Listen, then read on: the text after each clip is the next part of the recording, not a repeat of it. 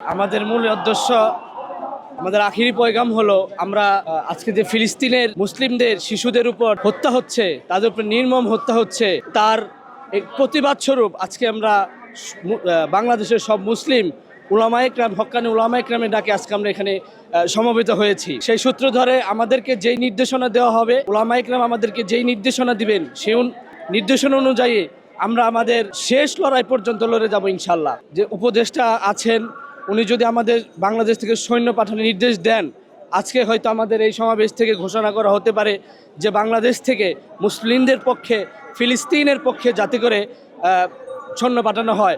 শুধু ফিলিস্তিনের পক্ষে যারা সৈন্য তারা জিহাদ করবে এমন তৌহিদি জনতা এবং সকল মুসলিম জনতা তৈয়ার আছে ইনশাআল্লাহ জিহাদের জন্য। এবং সেই সাথে বলতে চাই, আমরা আহ্বান করব যে সবাই যার যার স্থান থেকে একটি ইসরায়েলি পণ্য যাতে তারা তাদের না কিনে নেয়, কারণ সেই পকেট ভর্তি টাকা দিয়ে আমার মুসলিম ভাইদেরকে হত্যা করবে, সেই রক্ত পিপাসু ইনশাআল্লাহ বাংলাদেশের মানুষ হতে পারবে না। অনেক সময় দেখেছি হয়তোবা ইসরায়েলি পণ্য বয়কটের জন্য সাধারণ জনগণকে আহ্বান করা হয়, কিন্তু আমরা অনেক সময় দেখি যে অনেকে ইসরায়েলি পণ্য বয়কট করতেছে, অনেকে করে না। আসলে একটা ইমানের প্রশ্ন।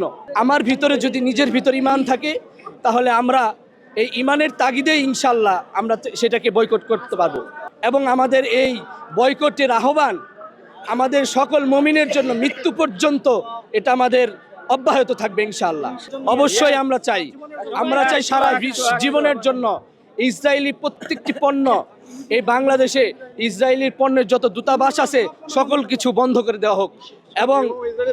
এবং প্রত্যেকটি দোকানে এবং প্রত্যেকটি কোম্পানিদেরকে আমরা চাই উপদেষ্টা মণ্ডলীর সদস্যদের মাধ্যমে যাতে তারা প্রত্যেকটি ইসরায়েলি কোম্পানিকে নিষেধাজ্ঞা জারি করে। যদি উপর মহল থেকে সেটি হয়ে থাকে, তাহলে আমাদের দেখা যাবে মার্কেট পর্যায়েও একটি ভোক্তা যখন না পাবে তখন সে কিনতে পারবে না।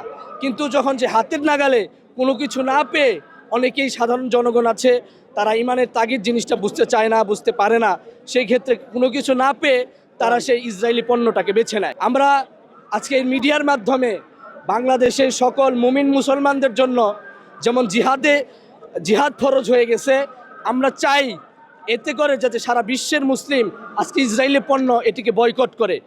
আমরা চাই তারা আর্থিকভাবে পঙ্গু হয়ে যাক। আমার ফিলিস্তিনি ভাইদেরকে তারা যেভাবে নির্মমভাবে নির্যাতন করতেছে, শিশুদেরকে ছাড়তেছে না, আমরা চাই এর একটা বিহিত হয়ে যাক।